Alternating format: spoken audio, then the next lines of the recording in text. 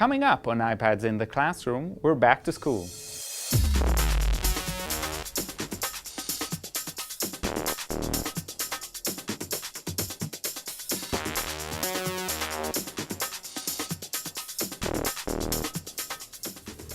Hi, my name is Guy Trainin, and this is iPads in the Classroom from TechEdge, and today we're back to school, and we have our first cohort of future elementary teachers who each have an iPad or another tablet, and I'd like to talk about some basic free apps that would help you going back to school and succeeding in school. And the first one that I want to share is Google Drive, and in Google Drive, you can do quite a few things.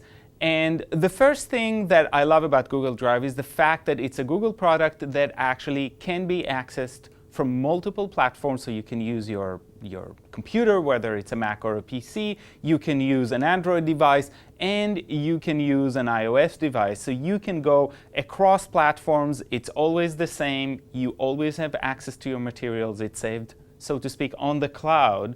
Inside Google Drive, what you can do is you can see all of the files you already have or create new ones. So if we'd like to create a new one, we just go to the plus sign and we can create a new document, a new spreadsheet or folder. And on top of that, we can add photos, videos, or actually use the camera to create new ones straight into Google Drive. So there are lots of options. If you're like me, and you have a tremendous number of documents on Google Drive. I have about 3,000 documents there and counting. You really want to start starring the ones you're using on a regular basis or currently using in editing, just so they wouldn't get lost in the shuffle, although there is a search function. So you can use the search function to find a specific document, let's say a document about my class. And my class is 311, and here are the ones that come up. There's still quite a few there. You can also, and this is probably the most important feature, and the feature I use the most, is sharing document with others. That means that if you're a student, you can share it with your professor, and my students are, for example, required to share documents with me instead of handing me pieces of paper. And the thing I love it as the instructor is I can then look at their, in this case, lesson plan, and edit it if I want to. So if you're co-writing with somebody else, for example, there's a group project, you're all writing one presentation or one document, you want to edit, you can. Even better than that is the fact that as an instructor or as somebody that's giving feedback, I can actually create notes and comments that are attached to specific parts of the document, just like you can in Microsoft Word. But here, the document is editable by everybody, so you can see it and make corrections, and you don't have to resubmit because it's already there. All you have to do is let the professor, if it's our teacher, know that you've done the corrections and you're ready for resubmission. So this is a fantastic tool that allows you to do the same thing. So in Google Drive, you can do the same thing with spreadsheets as well, and the graphs that you can create from them. So there are multiple uses that you can do. On top of that, Google Drive can be used to just store existing documents without changing them. So you can upload Microsoft Word documents, for example, in their original format, so they stay exactly true to the original, and then you can only view them on Google Drive, or you can convert them to a Google document and then be able to do quite a bit more with them. But it's a great tool, it is free, and I suggest that if you're coming back to school, this is one of the things. If you haven't been using it, this is the time to start. The second thing I want to share with you is an app called CourseSmart, and in this app that I'm going to show you, it's also called eTextbooks.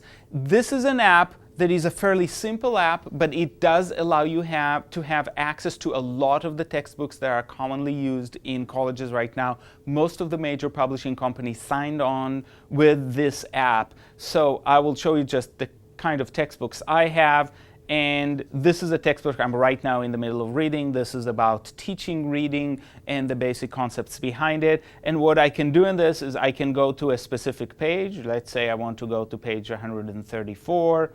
I can, of course, make it smaller or larger. I can also use this navigation bar to go to the section of the book that I'm interested in. So, for example, I want to see the introduction about vowels, and this is where it goes, and it'll take me there. And here is the introduction. I can do a search, so I can search for a specific concept. Let's say I want to see if there are vowel pairs. Not sure that there are here, but yes, there are. So here are the results sorted by page from earliest to latest. Or, and this is really important, you can create notes connected to specific pages. So you can actually annotate as you go along without having a physical book, and you can export those annotations or share them with others. And the sharing function is really important here, especially if you're working with others, sharing the burden, that kind of thing. If you want to select what other books you have, you just go to e-textbooks, and this is all of your books arranged on your bookshelf, so to speak, your digital bookshelf. And as you can see, these little arrows mean that most of these books are actually not downloaded on my machine at this point in time. I can download them. The other advantage, I think this goes back to the Google Drive as well, is this goes cross-platform, so you can have the same books accessible to you with your password on a PC or a Mac, or on Android devices, so you're not tied to a specific device, to a specific format. You're actually anywhere there's a device, yours or somebody else's, you actually have access to your materials. The next app I'm going to share is iTunes U, and iTunes U has access to a lot of courses. Some of them may have been done by your professors even, because every professor has the ability to create a free iTunes U account and to upload certain features in their class app. A lot of video is there, but you can also store audio and documents as you get along. So there are lots of options. You can learn about new things. You can see what other places are doing in a specific area. But I think that one of the most useful ways that you can use iTunes U is, of course, if you are taking a class that has materials on iTunes U, because then it's going to be directly relevant. We at TechEd have a variety of iTunes U classes. Some of them is just the general one that you're watching right now. Others are separated by topic, and we're adding content as we go and as we write more materials. But you can actually pull out courses from all over the United States and beyond the United States. So it's a very rich place to experiment, to try new things, and to find other ways to hear about the things you're interested in. So this is iTunes U. The final one I'm going to talk about today is the Blackboard app, and it's called Mobile Learn. And there's an iPhone app, there's an iPad app, and there are Android apps. You can obviously access it also on your computer. So you're not tied to one thing. But the important thing about Blackboard on the mobile devices is it allows you to do some of the basic tasks and find out the basic information very, very easily. So you have very easy access to the materials.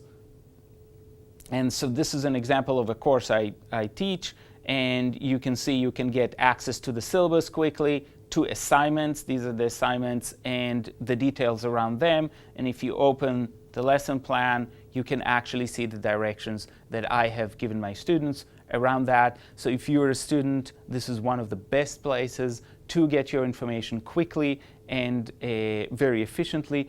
Probably my favorite part of this app is the fact that discussions are really easy to read and easy to write on. So if you have discussion tasks in your class, I'd actually prefer doing those on the mobile devices than on the computer.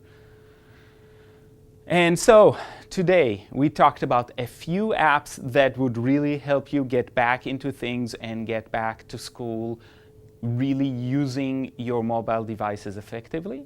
And we'll see you next time on iPads in a Classroom.